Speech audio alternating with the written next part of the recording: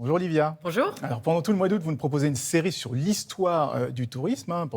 Vous allez prendre un événement, vous allez prendre un objet, vous allez prendre une activité qui est, ce matin.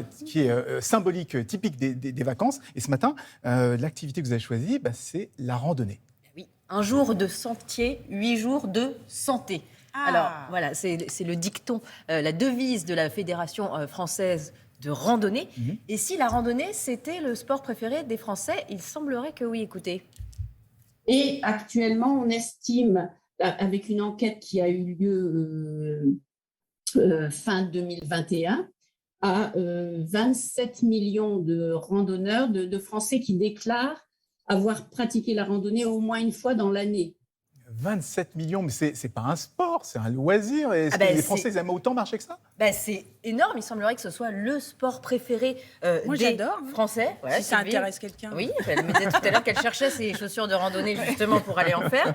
Et vous êtes donc nombreux probablement à reconnaître ce petit symbole rouge et blanc qui a été imaginé par Jean Loiseau. C'est comme ça qu'on se repère, qu'on prend le bon chemin. Il a été imaginé ce symbole par Jean Loiseau qui était un architecte passionné de promenade en montagne et qui l'a inventé après la Première Guerre mondiale, même si la randonnée, au fond, ça existait depuis toujours, puisque dès le XIe siècle, on marchait vers Compostelle. C'était des chemins balisés, mais bon, c'était de la randonnée pèlerinage à l'époque. Et quand est-ce que ça a basculé du religieux au sportif, au loisir? Oui, à la randonnée laïque, on peut dire. On en parlait hier, c'est les congés payés, c'est 1936.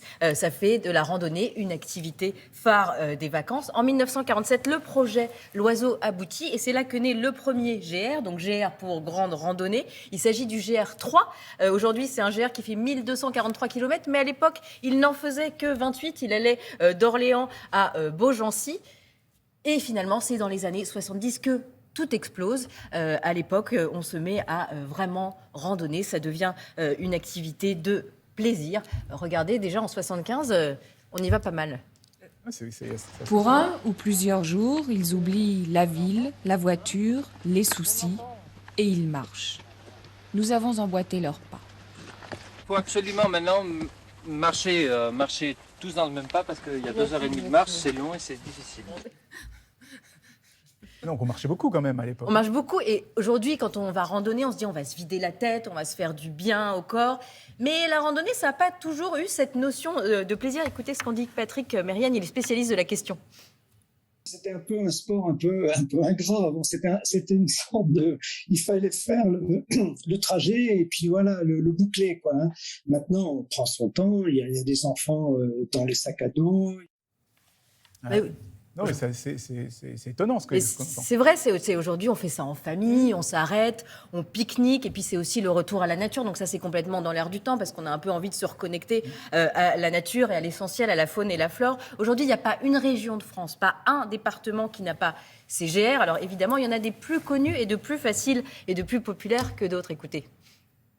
Alors, la demande est de plus en plus importante. Au début, ça marchait sur vraiment des choses pointues. La forêt de Fontainebleau, c'est 3 millions de personnes par an de région parisienne qui viennent. Mais le GR10, les grands GR, c'était des spécialistes, des marcheurs uniquement qui faisaient ça.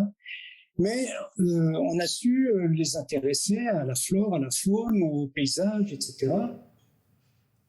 Oui, c'est ça, parce qu'on se promène, c'est ce que vous dites, c'est ça qui est intéressant. Non seulement on se déplace, mais en plus on profite de la nature. Oui, il y avait la forêt de Fontainebleau. Alors la forêt de Fontainebleau, c'est 22 000 hectares de merveilleuse nature à une heure de Paris. Vous avez choisi Fontainebleau pas par hasard, je crois que vous êtes, comment on dit, une Bélifontaine. C'est ma forêt, oui, je suis Bélifontaine de naissance et de cœur.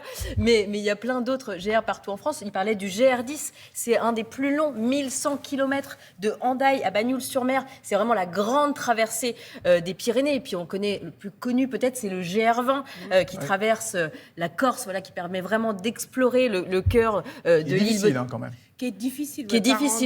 Oui, non, il faut quand même un petit peu s'être entraîné avant. Il ne faut pas y aller en se disant...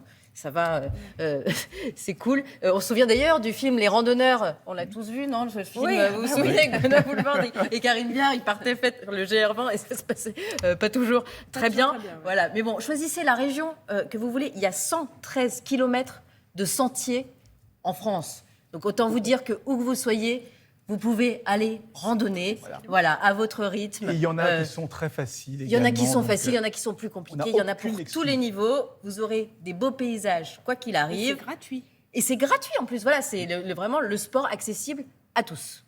Merci beaucoup, Olivia.